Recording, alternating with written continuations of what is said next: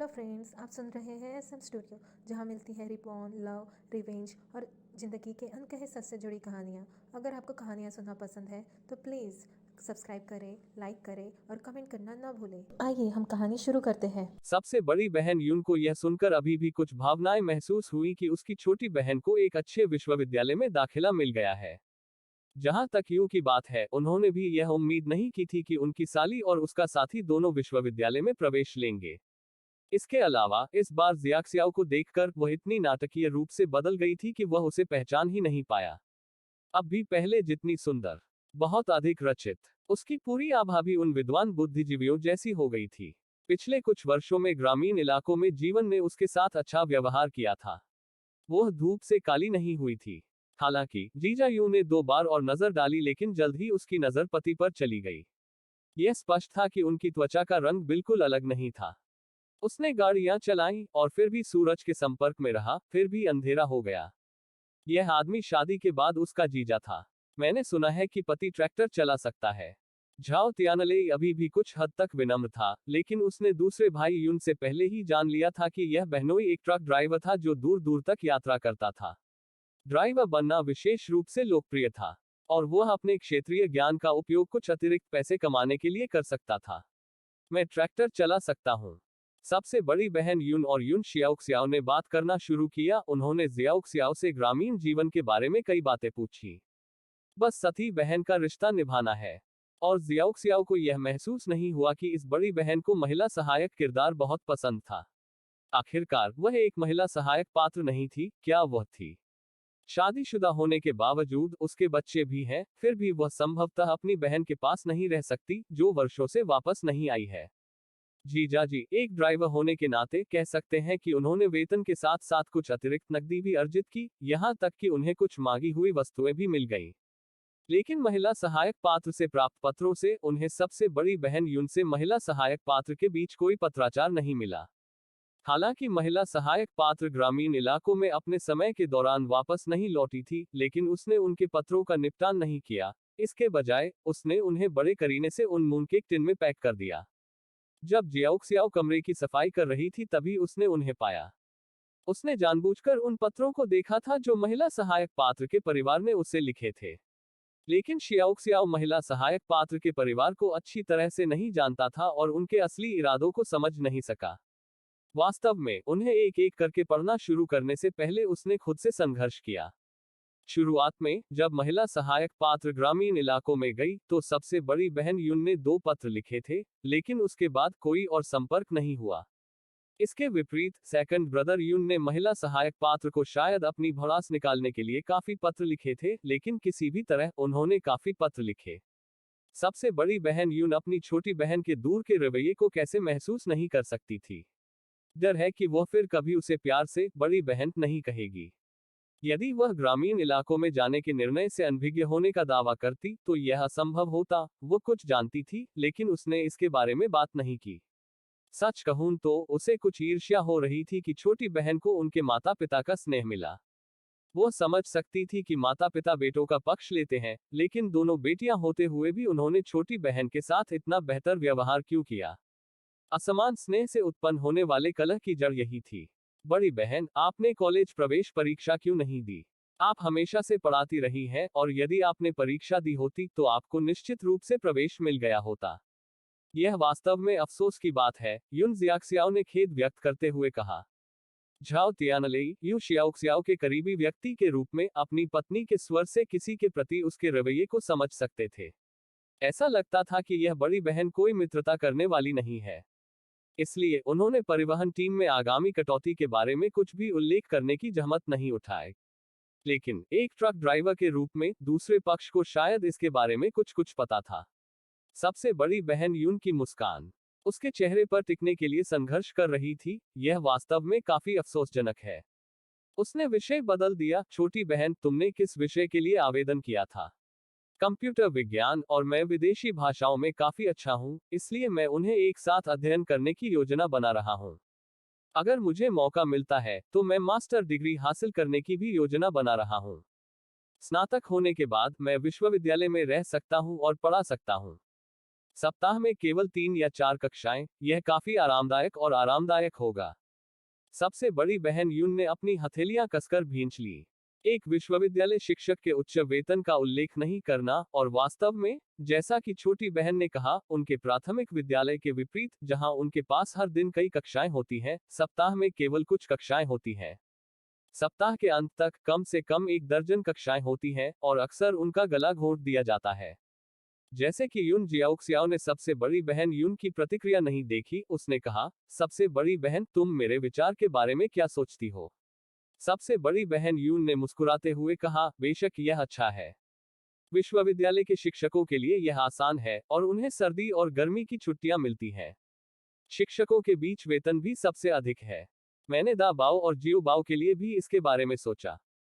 जब मेरे लिए कॉलेज के छात्रों को पढ़ाने का समय आता है, और आप प्राथमिक छात्रों को पढ़ाते हैं, तो आगे बढ़ें और ईर्ष्या से हरे हो जाएं।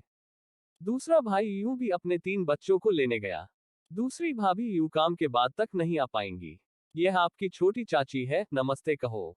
छोटी चाची सुंदर है, मैं बहुत सुंदर हूं क्योंकि मैं छोटी चाची की तरह दिखती हूं। दूसरे भाई यून के सबसे बड़े बच्चे ने उन्हें देखकर मुस्कुराते हुए और यू शियाओक्सियाओ की तारीफ करते हुए कहा, आप सुंदर भी हैं। यू जियाओक्सियाओ ने अपनी भतीजी को थपथपाया, भतीजी चाची की तरह दिखती है। छोटा बच्चा भी अपनी बहन की तरह अपनी मौसी के पास ही रहता था, और जहां तक छोटे बच्चे की बात है, वह पहले ही चलना शुरू कर चुका था। मेरे पास अभी भी कुछ कैंडी है। यून जियाओक्सियाओ उठ खड़ा हुआ और कमरे में वापस चला गया, और छोटे बच्चों के लिए 3 लॉलीपॉप लेकर आया। उसने सबसे छोटे को भी एक दिया। आप इसे केवल चाट सकते हैं, ठीक है? भैया, तुम तो चाट ही सकते हो, बहन की तरह। यून जियाओक्सियाओ ने पाया कि दूसरे भाई यून के 3 बच्चों में से केवल बीच वाला लावा था, जो दूसरे भाई यून जैसा दिखता था। सबसे बड़ी और सबसे छोटी को दूसरी भाभी की तरह होना चाहिए। सहायक महिला पात्र ने शायद इस दूसरी भाभी को देखा होगा, लेकिन उसने नहीं देखा था। आंटी, भाई कहाँ है? छोटी लड़की ने अपना लॉलीपॉप खाते हुए पूछा, जो विशेष रूप से मीठा था। उसने अपने पिता को यह कहते हुए सुना था कि उसकी छोटी चाची के घर में 2 लड़के हैं। आंटी बहुत सुंदर हैं, भाई भी अच्छे दिखने वाले होने चाहिए। वे लियानगलियान के साथ खेलने के लिए बाहर गए थे, और उन्हें जल्द ही वापस आना चाहिए। छोटी चाची, आप तो बहुत गोरी हैं, पर मैं थोड़ा सा काला हूं। यू जियाओक्सियाओ ने लड़की के बालों को फिर से छुआ, यदि आप धूप से दूर रहेंगे, तो आप गोरे हो सकते हैं। घर के अंदर रहें और बाहर न खेलें। सबसे बड़ी बहन यून को उम्मीद नहीं थी कि छोटे भाई के बच्चे छोटी बहन को इतना पसंद करेंगे। जब लियानगलियान बच्चों को वापस लाए तो वे बहुत देर तक बात नहीं कर रहे थे। माँ, वह कौन है? जियो बाओ ने कई बच्चों को अपनी माँ के आसपास देखा। यून जियाओक्सियाओ के पास आकर लिपट गए, और सोचा कि यह उसकी माँ है, उनकी नहीं। वे इतने करीब क्यों थे? ट्रेन में, वह भाई लियानगलियान मम्मी पर एकाधिकार जमा रहा था। ये आपके छोटे चाचा के परिवार से आपके चचेरे भाई हैं। हेलो बहन, हेलो भाई। जियोबाओ ने एक एक करके सभी का अभिवादन किया, साथ ही अपनी माँ का हाथ भी पकड़ा। वह किसी और को उसकी माँ को छीनने नहीं दे सकता था। दाबाओ ने यह भी देखा कि दादी के घर पर कई और बच्चे भी थे। मैं रसोई में मदद करने जा रहा हूँ। सबसे बड़ी बहन यू ने छोटी बहन के आसपास मौजूद सभी बच्चों को देखा। वहां बैठना थोड़ा अजीब लग रहा था। उसने सोचा कि इसके बजाय रसोई में मदद करना बेहतर होगा। जहां तक लोगों की बात है जो मदद के लिए रसोई में जा रहे थे, यू शियाओक्सियाओ ने उन पर बिल्कुल भी ध्यान नहीं दिया। उसने दोनों बच्चों से पूछा कि वे कहाँ खेल रहे थे। यू जियाओक्सियाओ उनके सार्वजनिक भाषण का प्रशिक्षण दे रहे थे। हालांकि वे छोटे थे, जब उन्होंने बताया कि वे कहाँ थे, तो सब कुछ व्यवस्थित था। यहां तक कि जीजा यूं भी आश्चर्य से दोनों नन्हे बच्चों की ओर देखने लगे। उसकी नाजुक छोटी भाभी ने इतने चतुर और स्पष्ट बच्चों को पाला था। हालांकि शादी करने और बच्चे पैदा करने के बाद से छोटी भाभी में जमीन आसमान परिवर्तन आ गया था। सबसे बड़े भाई यू का परिवार भी लौट आया। जब सबसे बड़ी भाभी यून ने पहली बार यून जियाओक्सियाओ को देखा, तो वह पूरी तरह से दंग रह गई। ग्रामीण इलाकों में कुछ वर्षों के बाद छोटी भाभी न केवल सुस्त नहीं हुई, बल्कि वह और भी अधिक चमकदार हो गई थी, और ऐसा लगता था कि वह एक ही बार में खिल गई थी, और भी अधिक सुंदर हो गई थी। उसके मन में शुरू में यह क्यों नहीं आया कि उसकी शादी वाइस फैक्ट्री मैनेजर के बेटे से कर दी जाए। अगर होती तो अब तक उनके पति का प्रमोशन हो गया होता। अभी तक, क्या वह अभी भी कोई एहसान हासिल करने में असमर्थ है, और यहां तक कि अपने ससुराल वालों से भी नापसंद है। दा बाओ, जियो बाओ, वे आपकी सबसे बड़ी चाची और सबसे बड़े चाचा हैं। सबसे बड़े भाई, सबसे बड़ी भाभी, नमस्ते। सबसे बड़े चाचा, सबसे बड़ी चाची, नमस्ते। पिता पुत्रों ने एक स्वर में पुकारा। जहां तक सबसे बड़े भाई यून के परिवार के 2 बच्चों की बात है, किसी ने उन्हें पुकारा नहीं। सबसे बड़ी भाभी यू और सबसे बड़े भाई यू दोनों अपने बच्चों को ऐसा करने के लिए प्रेरित करना भूल गए थे। इस आदमी की शादी छोटी भाभी से हुई थी। जहां तक दोनों बच्चों की बात है, वे थोड़े गहरे रंग के साथ बड़े हो गए थे, लेकिन वे स्वस्थ दिख रहे थे। माता यून और पिता यून भी उनके साथ लौटे। दूसरी भाभी यून सबसे बाद में पहुंची। वे उस डिपार्टमेंटल स्टोर में बारी बारी से खाना खाते थे जहां वह काम करती थी, और उसने एक छोटे से ब्रेक के लिए कहा था ताकि कोई थोड़ी देर के लिए उसके काउंटर पर नजर रख सके। जियाक्सियाओ को देखकर वह भी क्षण भर के लिए स्तब्ध रह गई। कुछ वर्षों के बाद छोटी भाभी परिपक्व हो गई थी और एक उच्च शिक्षित महिला कॉमरेड की याद दिलाते हुए विद्वता की भावना से संपन्न हो गई थी। जियाओक्सियाओ, बहुत दिनों से नहीं देखा, मैं तुम्हारी दूसरी भाभी हूँ। जब छोटी भाभी पहली बार ग्रामीण इलाकों में गईं, तब उनकी शादी नहीं हुई थी। वे पहले भी एक बार मिल चुके थे। हेलो, दूसरी भाभी। हेलो, दूसरी चाची। हेलो, दूसरी चाची। दूसरी भाभी उनको तुरंत ये दोनों स्मार्ट और मनमोहक भतीजे पसंद आ गए। बहुत विनम्र, साफ सुथरे कपड़े पहने हुए, उनकी त्वचा थोड़ी काली थी लेकिन स्पष्ट रूप से धूप से झुलसी हुई थी। कमरा इतनी भीड़भाड़ वाला हो गया कि हर कोई इसमें आराम से नहीं बैठ सका। फादर यू एक टेबल उधार लेने के लिए अगले दरवाजे पर गए। सबसे बड़े भाई यू ने मदद की और इसे दालान में स्थापित किया ताकि वे सभी फिट हो सके। दूसरा भाई यून रसोइया था, रसोई में इधर उधर हलचल कर रहा था। बच्चों के लिए एक टेबल, बड़ों के लिए दूसरी। दूसरे भाई यून के परिवार के बच्चे के अलावा, जो अभी 1 वर्ष से अधिक का था, बाकी सभी लोग अकेले खा सकते थे। आओ, खाएं, खाएं। दूसरे भाई के लिए इतने बड़े पैमाने पर व्यंजन तैयार करना कठिन काम है। दूसरा भाई यून मासूमियत से मुस्कुराया। जब छोटी बहन ग्रामीण इलाकों में गई थी तो मैं खाना भी नहीं बना सका, लेकिन अब वह छोटी बहन वापस आ गई है। निश्चित रूप से मुझे उसका वापस स्वागत करना चाहिए और उसके लिए धूल साफ करनी चाहिए। आखिरकार हमारा परिवार एक साथ आ गया है, और मुझे और भाई शितो को विश्वविद्यालय में प्रवेश के लिए बधाई। विश्वविद्यालय। सबसे बड़ी भाभी यून अचानक बोली, अभी भी इस बात से अनजान थी कि शियाओक्सियाओ और झाओ तियानलेई दोनों को विश्वविद्यालय में स्वीकार कर लिया गया है। दूसरे भाई यून ने तुरंत कहा, छोटी बहन जिंगडू तसिंग विश्वविद्यालय में दाखिल हो गई और जीजाजी जिंगडू यूनिवर्सिटी ऑफ टेक्नोलॉजी में दाखिल हो गए। इतना कहने के बाद उसने गर्व से अपने बड़े भाई और भाभी की ओर देखा, खासकर अपनी भाभी की ओर व्यंग्य से भरी आखिरी नजर डाली। उस समय जब उनकी भाभी की ओर से एक रिश्तेदार विश्वविद्यालय में आए, तो वे अत्यधिक डींगे हाँकते हुए वापस आए। यह कहने से अलग नहीं है कि यून परिवार से किसी को भी विश्वविद्यालय में स्वीकार नहीं किया गया था। लेकिन अब न केवल यून परिवार के सदस्यों को सर्वश्रेष्ठ विश्वविद्यालयों में स्वीकार किया गया था, बल्कि यह सिर्फ एक व्यक्ति नहीं था। छोटी बहन भी प्रांतीय शीर्ष स्कोरर है और यहाँ तक उसे नेताओं से छात्रवृत्ति भी मिली है। दूसरे भाई यून ने गर्वपूर्ण भाव से कहा। दूसरी भाभी यून खुश लग रही थी, फिर भी उसने अपने पति को नहीं रोका। वह कुछ ज्यादा ही आत्मा महत्वपूर्ण था। इसे भूल जाओ, आज एक अच्छा दिन था, बेहतर होगा कि इस बारे में उससे बहस न करें। सबसे बड़ी भाभी यून को मिचली आ रही थी, लेकिन फिर भी उन्हें मजबूरन मुस्कुराना पड़ा। यह वास्तव में छोटी बहन के लिए उत्सव का कारण है। बधाई हो छोटी बहन। अगर मैं शुरू में ग्रामीण इलाकों में नहीं गई होती तो मैंने बड़ा होना, अपना स्वभाव बदलना, ग्रामीण इलाकों में जीवन को अनुकूलित करना नहीं सीखा होता। मुझे इस बदलाव से गुजरने के लिए शिक्षित युवा कार्यालय के लोगों को भी धन्यवाद देना चाहिए। क्या आप ऐसा नहीं सोचती हैं, भाभी? सबसे बड़ी भाभी यून का दिल धड़क गया, क्योंकि छोटी बहन ने उसे पकड़ लिया था। उसकी मुस्कान को बनाए रखना लगभग असंभव था। सबसे बड़ी बहन यून को भी पता था कि जब वह ग्रामीण इलाकों में गई थी, तो जियाक्सियाओ को पता था कि यह भाभी ही थी जिसने हस्तक्षेप किया था। जियाक्सियाओ, यह सौभाग्य की बात थी कि आप उस समय ग्रामीण इलाकों में गए थे, अन्यथा हम नहीं मिल पाते, आप मुझसे शादी नहीं कर पाते, और मेरे लिए 2 प्यारे बच्चों को जन्म नहीं दे पाते। धन्यवाद। यून जियाक्सियाओ ने मुस्कुराते हुए कहा, मुझे आपको धन्यवाद देना चाहिए। इन सभी वर्षों में आपने हमेशा मुझे सहन किया है, मेरा ख्याल रखा है, मुझे कभी कष्ट नहीं होने दिया। आपने मेरे साथ लगभग एक देवता की तरह व्यवहार किया है।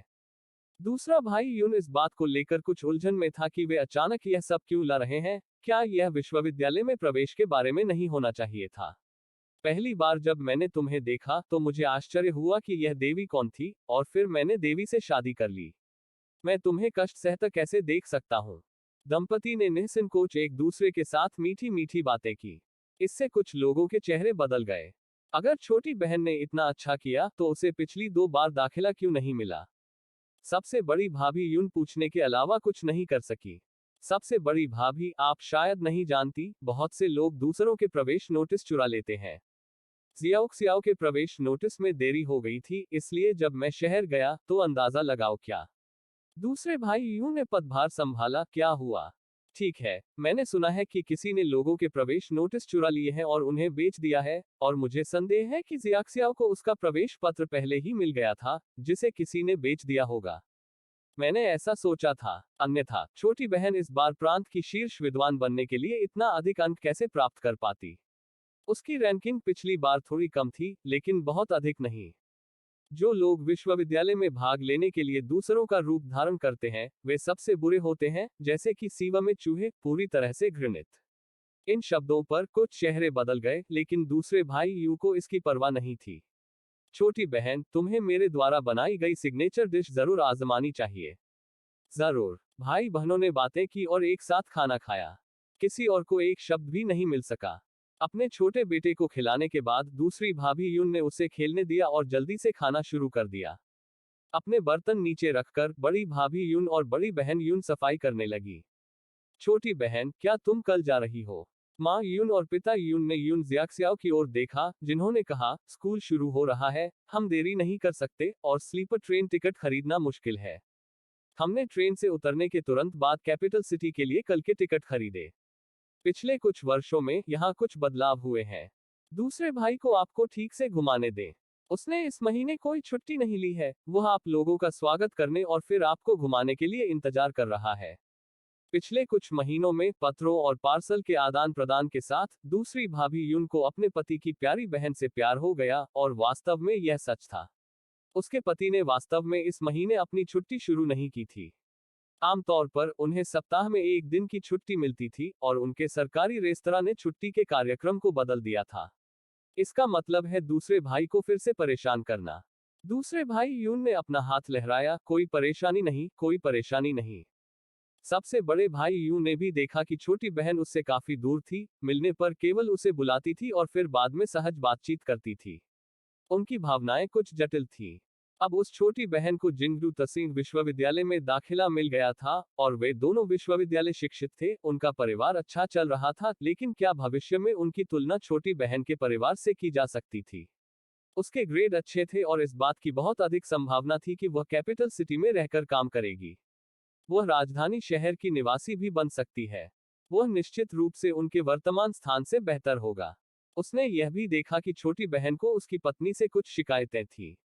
दूसरे भाई यून ने उल्लेख किया कि पिछले कुछ वर्षों में कुछ चीजें कैसे बदल गई हैं, और बच्चों को दिखाया कि वे कहाँ मनोरंजन कर सकते हैं।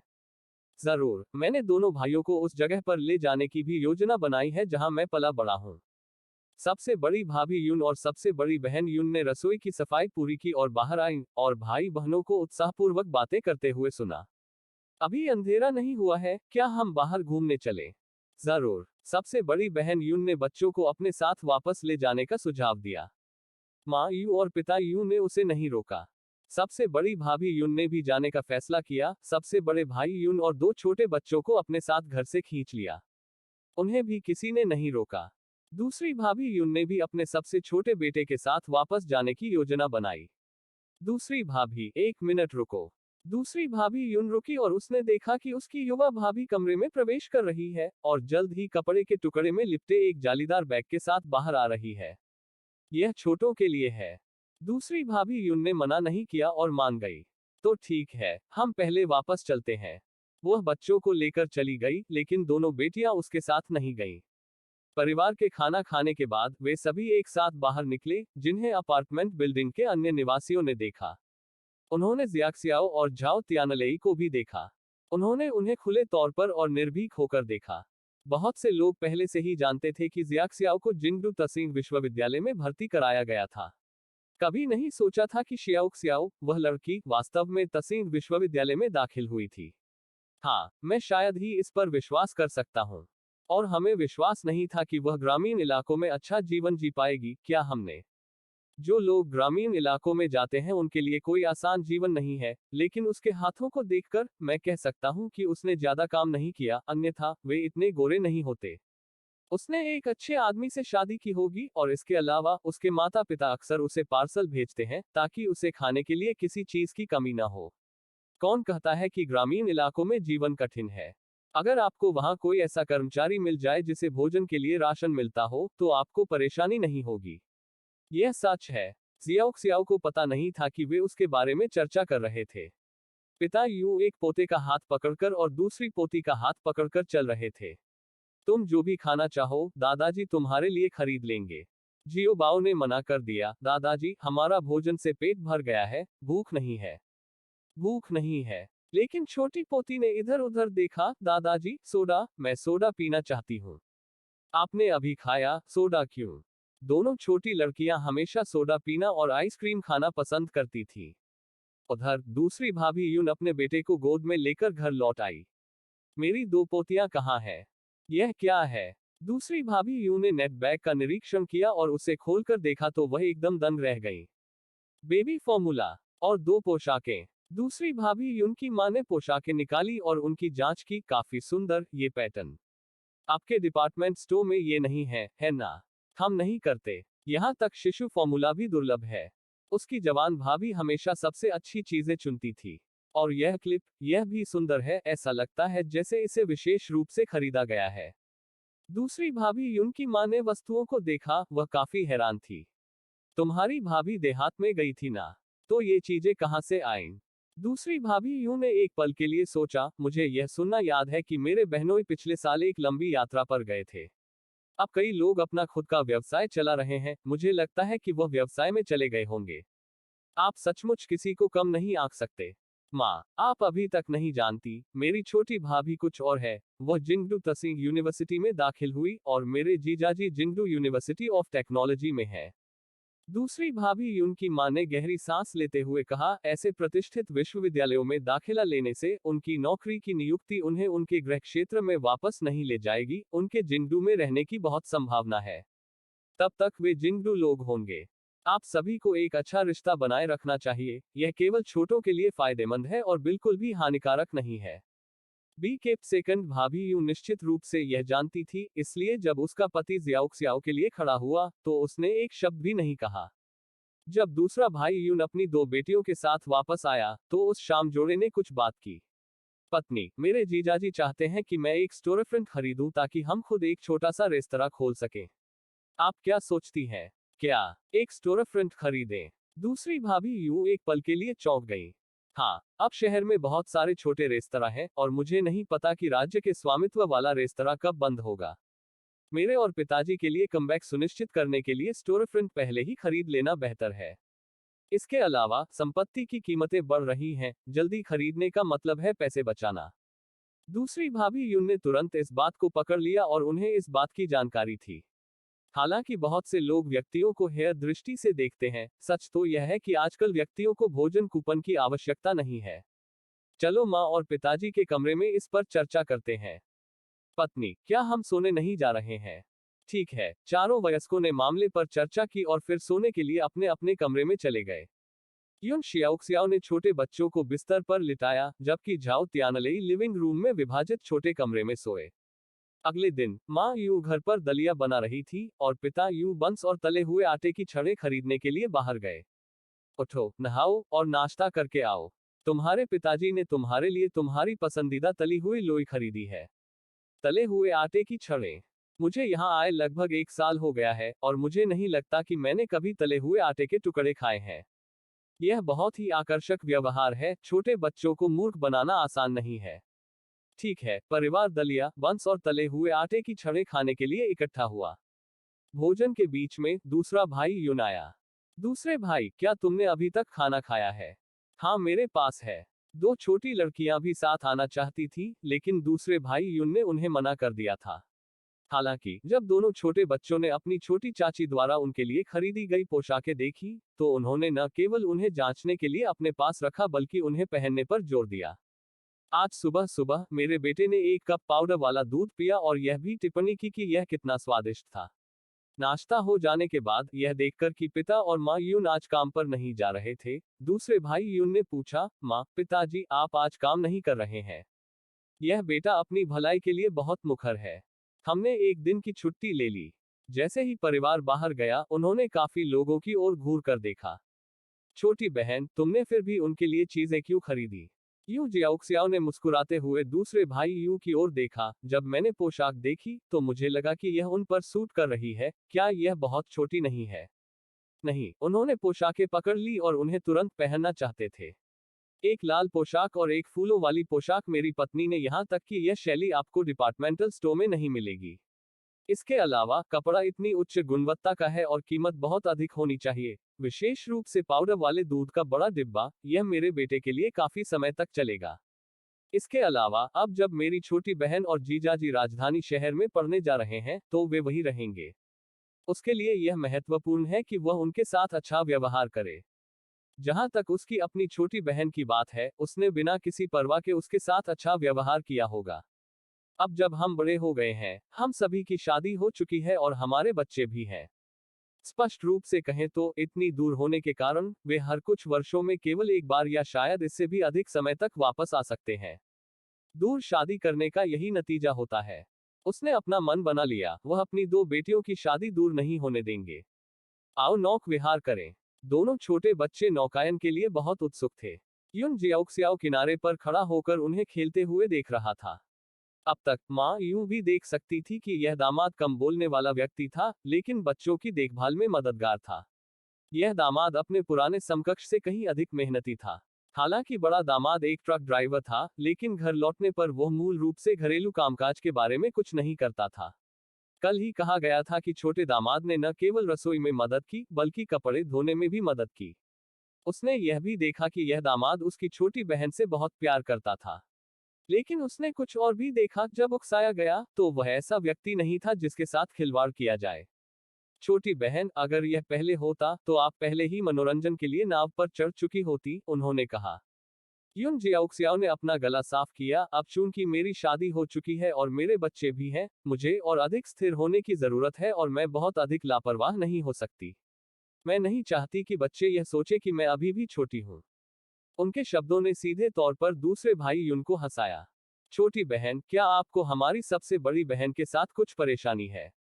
उसने पूछा। यू जियाओक्सियाओ ने आधे मजाक में उत्तर दिया, इसके लिए कौन दोषी है जब वर्षों से हमारी सबसे बड़ी बहन ने मुझे नहीं लिखा? क्या बड़ी बहन ने वर्षों से छोटी बहन को नहीं लिखा था? क्या बड़ी बहन ग्रामीण इलाकों में जाने से पहले छोटी बहन के प्रति बहुत दयालु नहीं थी? छोटी बहन के देहात में चले जाने के बाद एक भी पत्र क्यों नहीं आया? क्या ऐसा इसलिए हो सकता है क्योंकि उस समय बड़ी बहन की एक बेटी थी? उनकी पत्नी को भी बेटा होने से पहले 2 बेटियां थीं, लेकिन उनकी देखभाल माँ यून ने ही की थी। वे बेटियों की अपेक्षा बेटों को प्राथमिकता नहीं देते थे। उसने जीजाजी की माँ के बारे में सोचा, जो बेटियों की तुलना में बेटों को प्राथमिकता देती थी। उसे डर था कि बड़ी बहन की शुरुआत में उस परिवार में कठिन शुरुआत हुई थी और एक बेटा होने के बाद ही उसने अपनी स्थिति स्थिर की। बड़ी बहन ने छोटी बहन को एक भी पत्र क्यों नहीं लिखा? अब कोई आश्चर्य नहीं कि जब वे मिले तो छोटी बहन बड़ी बहन से इतनी दूर हो गई। जहां तक बड़ी भाभी की बात है, उस घटना को जानकर छोटी बहन संभवतः उसे मित्रवत चेहरा नहीं दिखा सकी। इसे भूल जाओ, इसे भूल जाओ, उनके मामलों में हस्तक्षेप मत करो। अब चूंकि उनका अपना परिवार था, यह उनके और उनके बड़े भाई की तरह है, जिनके बीच अपना परिवार शुरू करने से पहले भाई जैसा स्नेह था, लेकिन शादी के बाद सब कुछ बदल गया। दूसरे भाई, क्या आपके पास भविष्य के लिए कोई योजना है? उसने पूछा। योजनाएं? उन्होंने जवाब दिया, पैसा कमाना अच्छी बात है, पर्याप्त भोजन और कपड़े पाने में सक्षम होना, अपने बच्चों को कॉलेज के छात्र बनाने के लिए बड़ा करना, फिर मुझे इस जीवन में कोई पछतावा नहीं होगा। बच्चों को पढ़ने की आदत विकसित करने के लिए प्रोत्साहित करने की आवश्यकता है। उदाहरण के लिए, यदि वे वास्तव में खेलने के लिए कहीं जाना चाहते हैं, तो आप उन्हें एक असाइनमेंट पूरा करवा सकते हैं, जैसे किसी परीक्षा में 90 या 100 अंक प्राप्त करना, फिर उन्हें चिड़ियाघर की यात्रा का इनाम दें। बच्चों के साथ वादे निभाना उन्हें सीखने के लिए मजबूर महसूस करने के बजाय सीखने से प्यार करने के लिए प्रेरित करने के लिए महत्वपूर्ण है। दूसरा भाई यून वास्तव में इस दृष्टिकोण के बारे में नहीं जानता था। लेकिन साथ ही आप उनकी इच्छाओं को पूरा नहीं कर सकते। आपको धीरे धीरे प्रगति करने की आवश्यकता है। जब तक आप पढ़ने और सीखने के लिए उनके प्यार को बढ़ावा देते हैं, तो उनके खराब प्रदर्शन के बारे में चिंता क्यों करें? उन्होंने जोड़ा।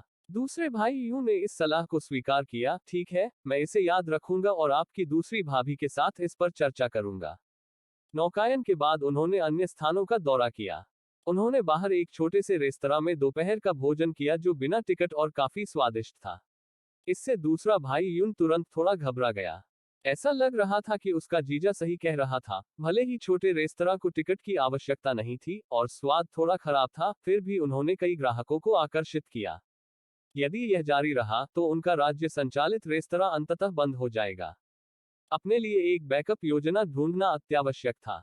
उनके परिवार में 3 बच्चे थे। उनका और उनके ससुर दोनों का वेतन कम नहीं था, यकीनन परिवार के लिए मुख्य आय स्रोत थे। दोपहर के भोजन के बाद वे घर चले गए। माँ और पिताजी, आपको हमें विदा करने की जरूरत नहीं है। आज बहुत गर्मी है। जब मैं खाली हो जाऊंगा, मैं बच्चों को आपसे मिलने ले आऊंगा, उसने कहा। माँ यू ने अपनी बेटी का हाथ पकड़ लिया। यह वह दहेज है जो हमने तब तैयार किया था जब तुम कैपिटल सिटी। तो मैं इसे स्वीकार कर लूंगा। झाओ तियानलेई और दूसरे भाई युन ने भी आग्रह किया। हम पहले निकलेंगे। इससे कोई फर्क नहीं पड़ता कि वे कितने अनिच्छुक थे, फिर भी वे उन्हें जाते हुए देखते रहे। दूसरे भाई युन ने उतरने से पहले उन्हें स्लीपर कार के डिब्बे में भी देखा था। दूसरे भाई, अगली बार मिलते हैं।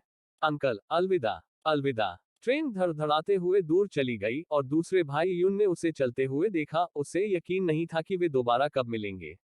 इस बार युन शियाओक्सियाओ ने 3 बर्थ, 2 निचली चारपाई और एक मध्य चारपाई खरीदी थी। पिछली बार जब उसने अपनी पत्नी को ऊपरी चारपाई पर सुलाया था, तो वह पूरे समय चिंतित रहा। उन तीनों, माँ और बेटों के पास निचली चारपाई थी और उसके पास एक बीच की चारपाई थी। शियाओक्सियाओ, क्या तुम थोड़ी देर सोने नहीं जा रही हो?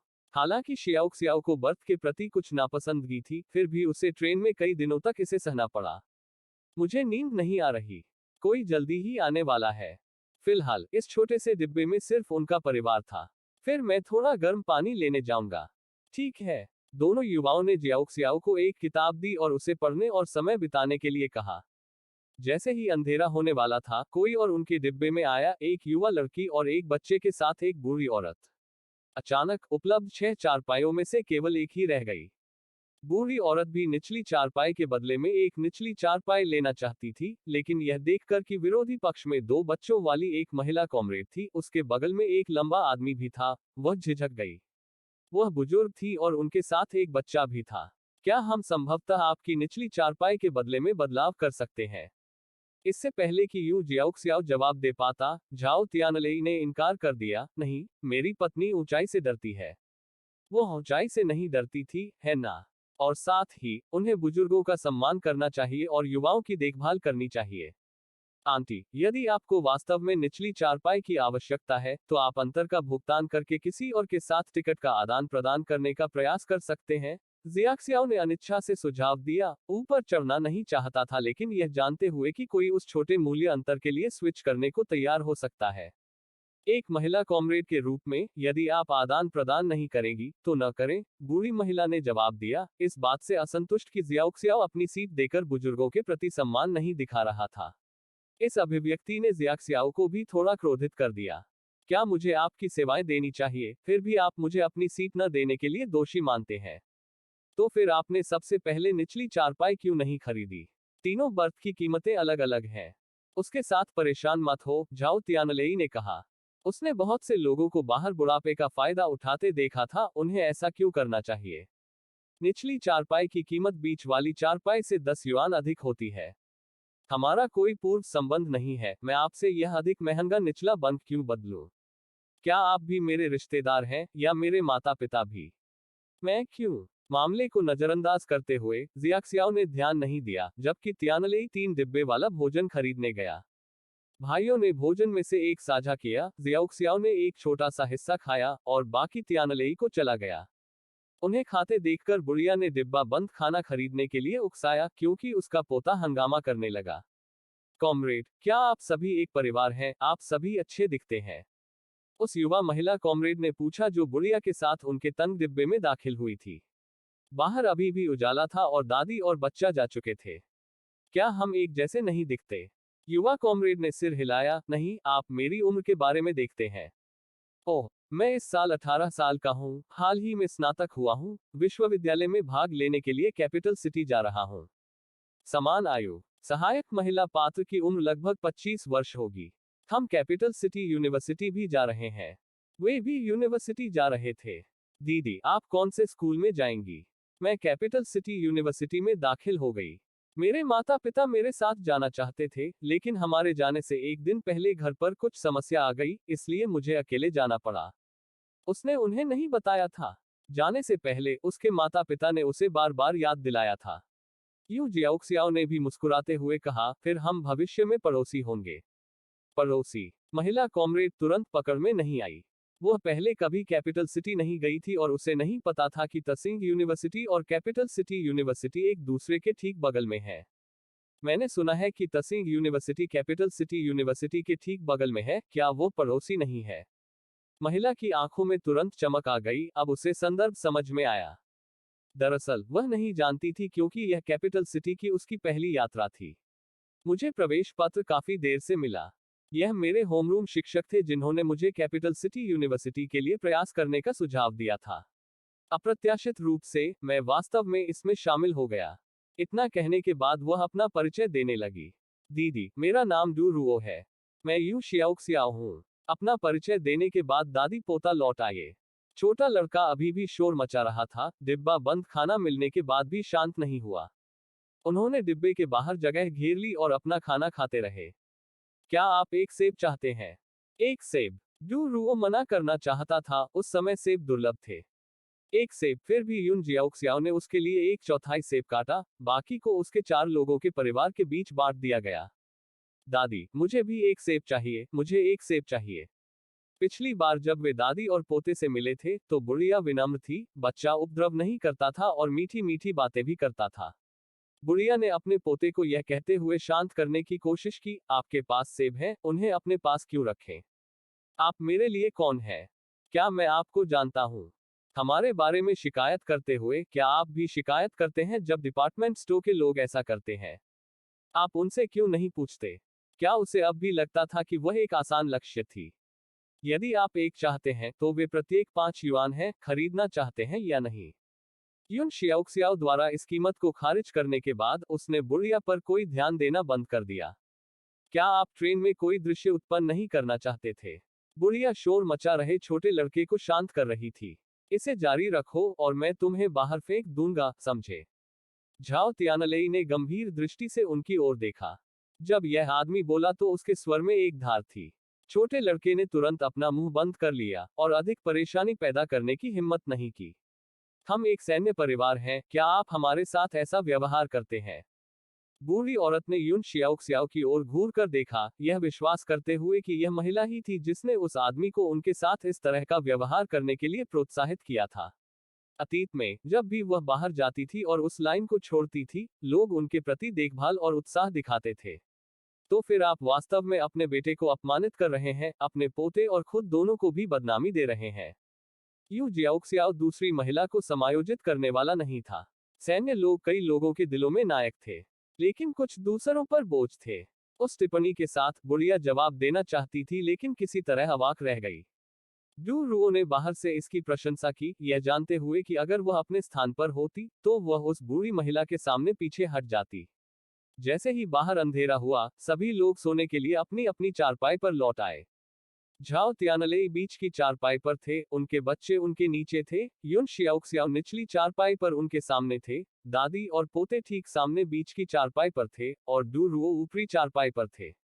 युन शियाओक्सियाओ उनींदी हालत में थी, उसे ऊपरी चारपाई से किसी के उतरने का स्पष्ट एहसास हो रहा था, लेकिन उसने ध्यान नहीं दिया और वापस सो गई। गो दान तुम कहाँ हो? गो दान तुम कहाँ हो? एक चीख से युन जियाओक्सियाओ अचानक जाग गया। शोर ने कई लोगों को जगा दिया था और उनकी सांसों में कुछ कोसने का भाव था। क्या चल रहा है? ऐसा लगता है कि छोटा बच्चा गायब है। मेरे लिए दा बाओ और जियो बाओ की देखभाल करो, क्या तुम करोगे? मैं जाकर इसकी जांच करूंगा।